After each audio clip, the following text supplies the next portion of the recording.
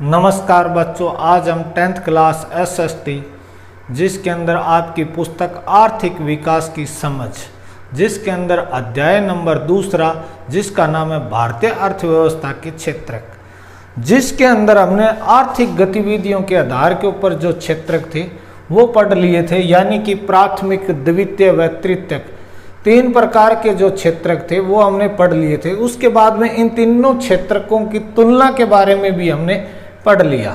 लेकिन आज ये जो टॉपिक है, ये तृतीयक जो हमारा क्षेत्र है जिसे हम सेवा क्षेत्र कहते हैं, इसके बारे में, यानी कि ये जो तृतीयक जो क्षेत्र है ये सबसे ज़्यादा महत्वपूर्ण है और इसके पीछे ये महत्वपूर्ण होने की क्या कारण है, और इसके अलावा इसके अंदर से आपका बड़ा क्वेश्चन आने की संभावना रहती है।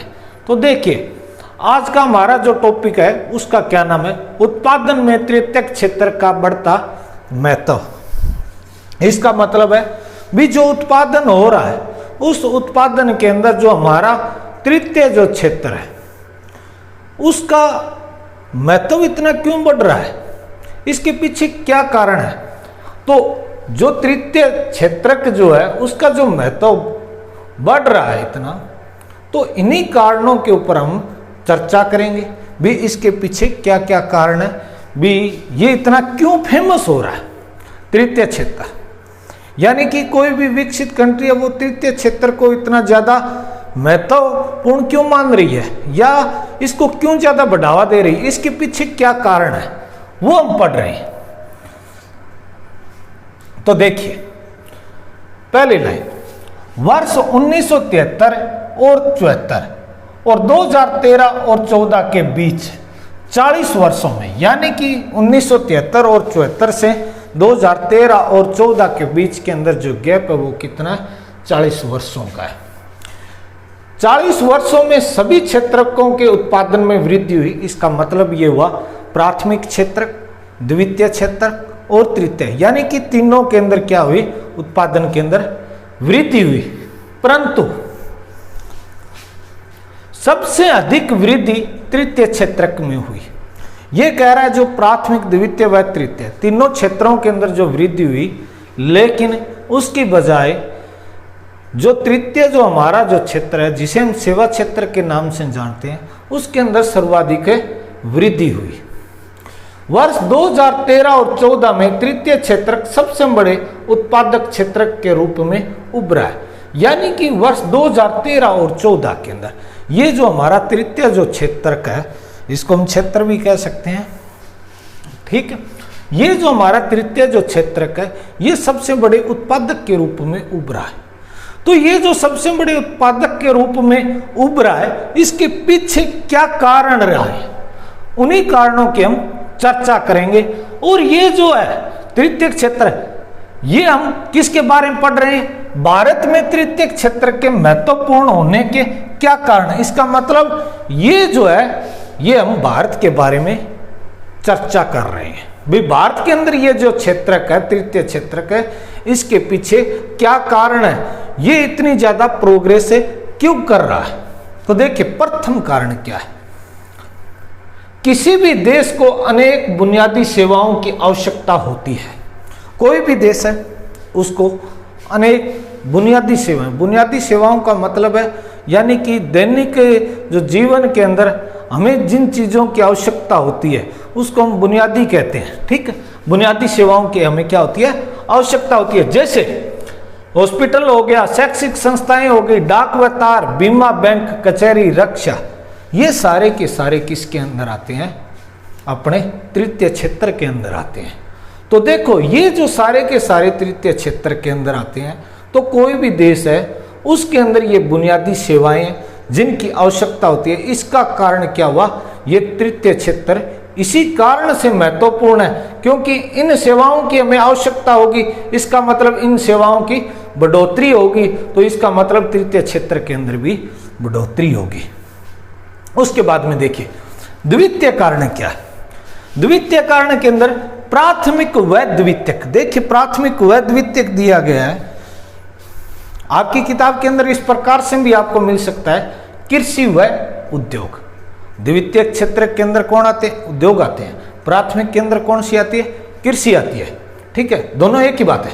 प्राथमिक व द्वितीयक क्षेत्र का विकास जितना अधिक होगा, यह कह रहा है कृषि और उद्योग का विकास जितना ज्यादा होगा तो परिवहन की, इसका मतलब कोई भी वस्तु है उसको एक स्थान से दूसरे स्थान के ऊपर लेके जाना पड़ेगा। उद्योग के अंदर कोई भी वस्तु निर्मित होगी उसको एक स्थान से दूसरे स्थान के ऊपर लेके जाएंगे।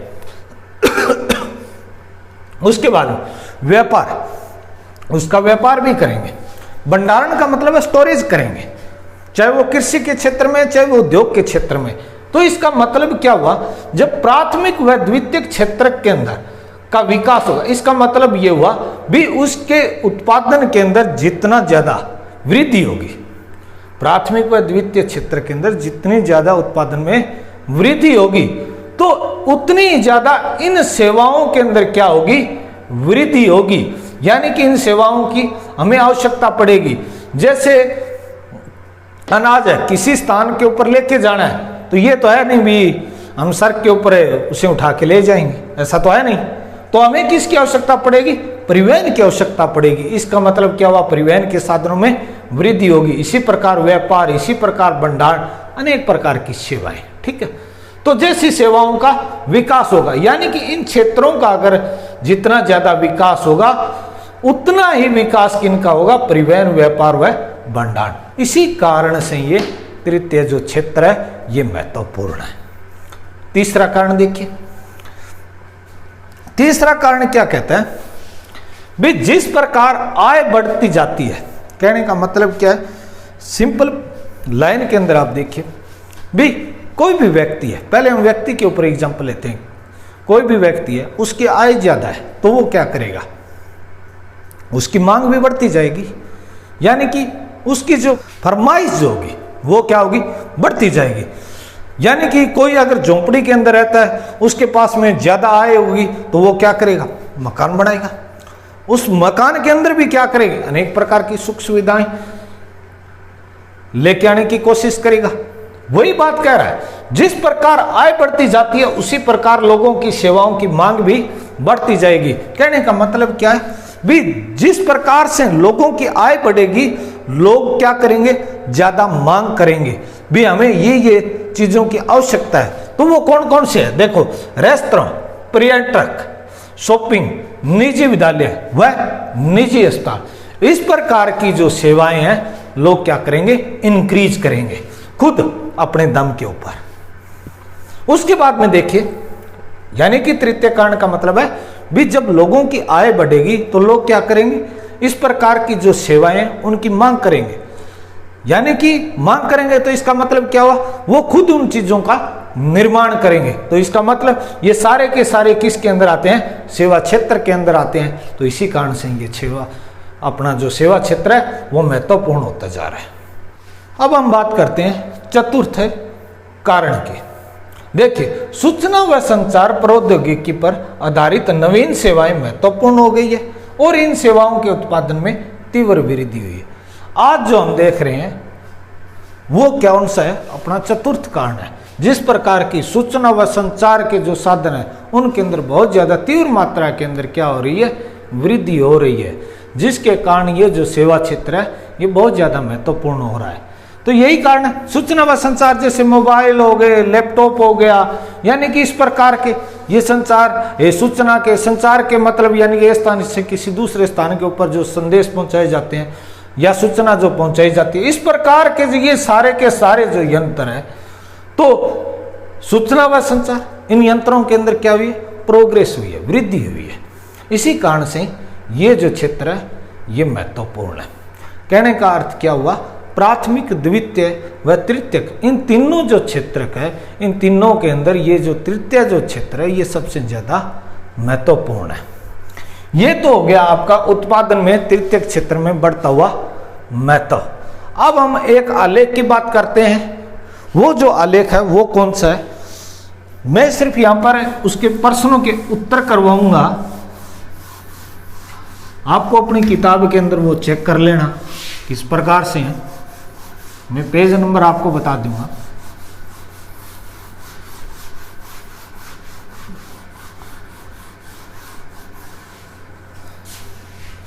देखिए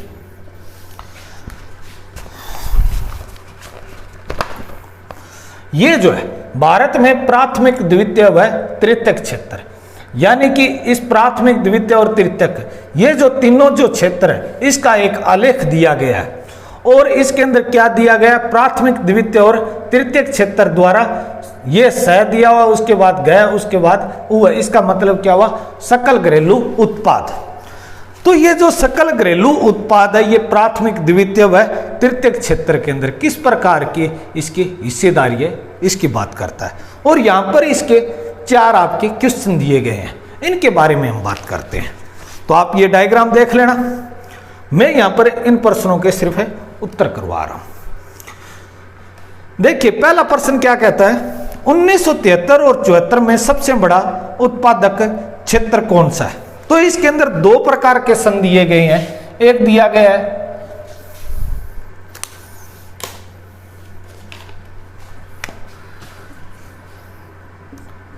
1973 और एक, यानी कि 1973 और 74 एक सन, और इसके अलावा जो दूसरा सन दिया गया है वो 2013 और 14। ठीक है, 2 प्रकार के इसके अंदर डायग्राम दिए गए हैं। इस प्रकार से ये डायग्राम है, एक इस प्रकार से डायग्राम है 3 डिवाइड, और एक इस प्रकार से आपके इसके अंदर डायग्राम है इस प्रकार से, इस प्रकार से। ये 2013 और 14 का है और ये 1973 और 74 का है। ठीक है, यहाँ पर जो दिए गए हैं वो रुपए दिए गए हैं, यानी कि करोड़ के अंदर इस प्रकार से संख्या दी गई है। इसका मतलब क्या हुआ, ये 3 क्षेत्र दिए गए हैं, प्राथमिक है, सेकंड और थर्ड। ठीक है, तीनों क्षेत्र दिए गए। इसी प्रकार प्राथमिक, सेकंड और थर्ड, ये तीनों क्षेत्र दिए गए। तो इनकी कंपैरिजन आपको करनी है। प्रश्न क्या पूछ रहा है भाई, 1973 में सबसे बड़ा उत्पादक क्षेत्र कौन सा है। तो ये जो 1973 वाला, इसके अंदर आपको बताना भी सबसे बड़ा क्षेत्रक है कौन सा है। तो इसके अंदर जो सबसे बड़ा जो क्षेत्रक है वो आपका है प्राथमिक क्षेत्रक। तो पहले का आंसर क्या रहेगा, प्राथमिक क्षेत्रक। ठीक, उसके बाद में दूसरा देखिए प्रश्न। दूसरा प्रश्न कहता है इसी प्रकार का है, 2013 और 14 में सबसे बड़ा उत्पादक क्षेत्र कौन सा है। जैसे 1973 और 74 के अंदर पूछा, उसी प्रकार 2013 और 14 के अंदर कौन सा क्षेत्र सबसे ज्यादा उत्पादक वाला है। तो इसके अंदर आपका है तृतीयक क्षेत्रक। कौन सा, तृतीयक क्षेत्रक। ठीक है, ये कौन सा है, 1973 और 74 वाला, और ये कौन सा है, 2013 और 14 वाला। उसके बाद में नेक्स्ट जो आपका प्रश्न है तीसरा, क्या आप बता सकते हैं कि 30 वर्षों में क्षेत्रक में सबसे अधिक समृद्धि किसके अंदर हुई। यानी कि ये क्या कह रहा है भाई, 1930 और 74 और 2013 और 14, इसके अंदर जो सबसे ज्यादा जो वृद्धि हुई है वो किस क्षेत्र के अंदर हुई है। तो आप देख सकते हैं इसके अंदर सबसे ज्यादा जो वृद्धि हुई है वो तृतीयक क्षेत्र के अंदर हुई है। ठीक है, सबसे ज्यादा। उसके बाद में 2013 और 14 में भारत की जीडीपी क्या है। ठीक है, 2013 और 14 के अंदर, 2013 और 14 के अंदर मैं यहां पर लमसम की बात कर रहा हूं। ठीक है, जिस प्रकार से आंकड़ा दिया गया है उस प्रकार से भारत की जो जीडीपी की बात कर रहा है वो इतनी है,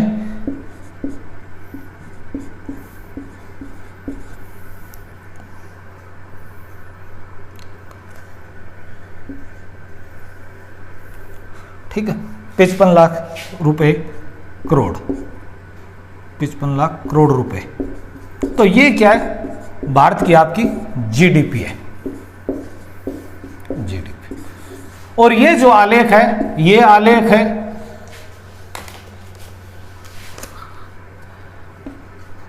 ये आपका आलेख नंबर 1 है।